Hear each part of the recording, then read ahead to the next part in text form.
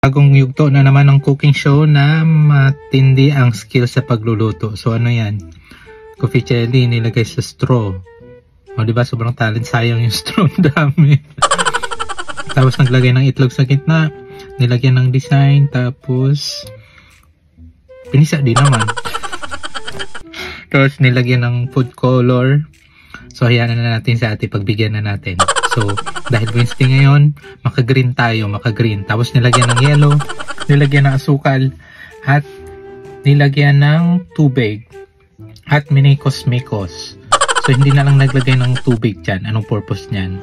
Tapos, sinala yung yellow, minikos-mikos yung gelatin, tapos nilagay sa molder.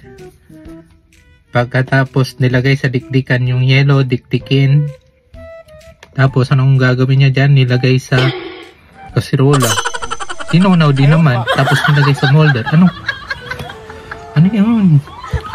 Anong trip ni ate? Tapos, maglagay ng, sangkalan. Tapos, asukal, nilagay sa molder. O, diba? Nag-molds. Nag-molds. Tapos, nilagay din naman sa kasirola. Tapos, nilagay yung, yellow ewan, tinunaw. Tapos yun, naglatek. Gawa siya ng latek. Tapos, ayun, i-mix dun sa gelatin. Okay. May pa-advertise pa siya. So, anong gagawin niya dyan?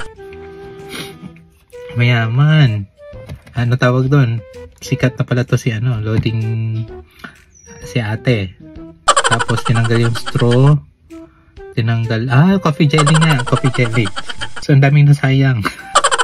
Ilan lang yung lalagyan doon sa straw. Tapos, nilagay doon sa baso. Nilagyan ng yellow. At may pa-collagen pa siya. Kaya pala ang ganda-ganda niya. Nagpapilkis lang siya. Okay. Nilagay sa baso. Tapos, nakasalaga ng ni ate. No? So, ang ganda rin naman ng gelatin niya. Na may sugar. Na pinatunaw doon sa sa kasirola. So, ayun lang. Ako yung nalito. Gulo, diba? Sana may natutunan na naman kayo ulit. So, salamat sa panonood. Bye-bye!